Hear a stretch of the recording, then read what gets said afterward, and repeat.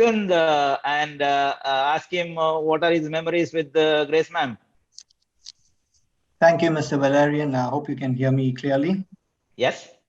Okay. Yeah. So first and foremost, it's an honor to be a part of the show and actually say a few things about, my favorite teacher from childhood, Grace ma'am.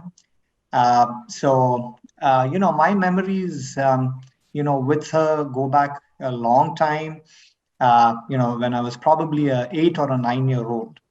And the context was, I was trying to get into St. Joseph's Boys High School, to 4th grade. I wasn't from St. Anthony's, so I had to write this entrance test and obviously pass it in order to get into Joseph. So I used to go to Grace ma'am's house actually. So my interaction with her went beyond just the classroom.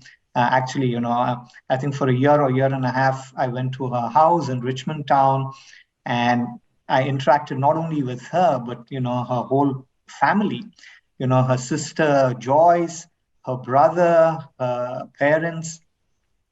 And what can I say? A very loving and caring family made all the boys, it just wasn't me, there were quite a few of us, probably I would say 10 to 15. And about thrice a week, we would go and, she would coach us in English and math. I think the two subjects on the entrance test. So, the whole experience was, so nice, so warm, interacting not only with her, but her entire family. As I said, just a wonderful experience. As far as Grace ma'am herself, what can I say?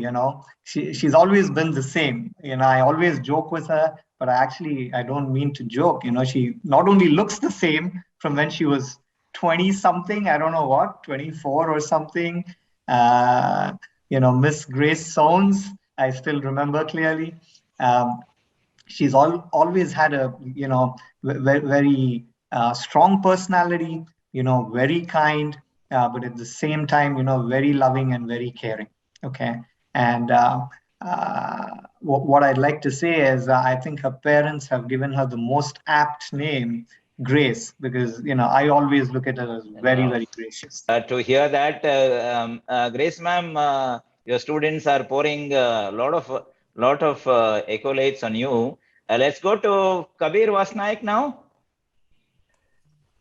Oh, thanks, Valerian.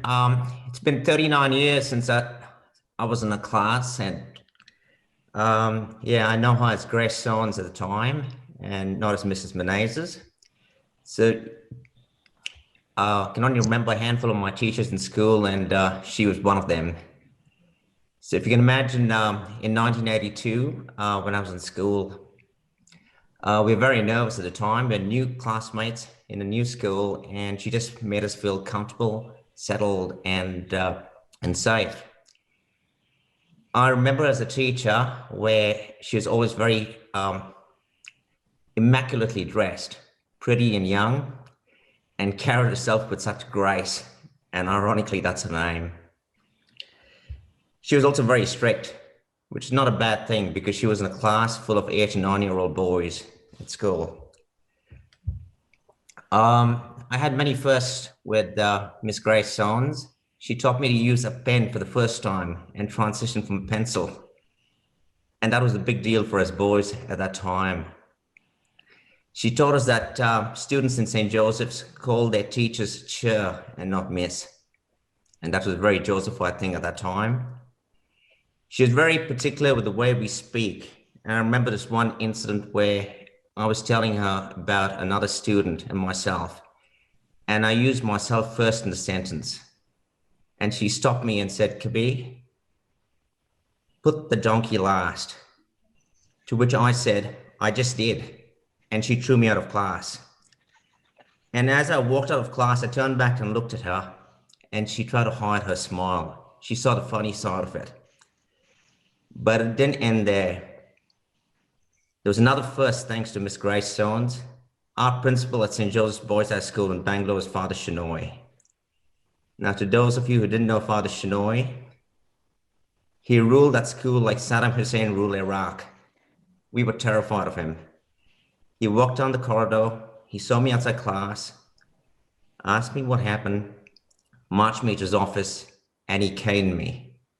I got my very first caning, but I made damn sure it was my last. There was a lot of life-changing experiences for some of the classmates who studied with me. There was this one boy who sucked his thumb all the time. You probably have heard of him. His name was Rahul Dravid. Yeah, he played a bit of cricket in his time, and I remember Mrs. Sones asked him to stop sucking his thumb, and he didn't. So one day she had enough, walked to her cupboard, opened it where all the goodies were kept, got a bottle of iodine, and put his thumb into the bottle of iodine. And she sorted him out. He never, ever sucked his thumb again. I honestly can say I've got some great memories being in the class, and I love the contact that we still have after all these years.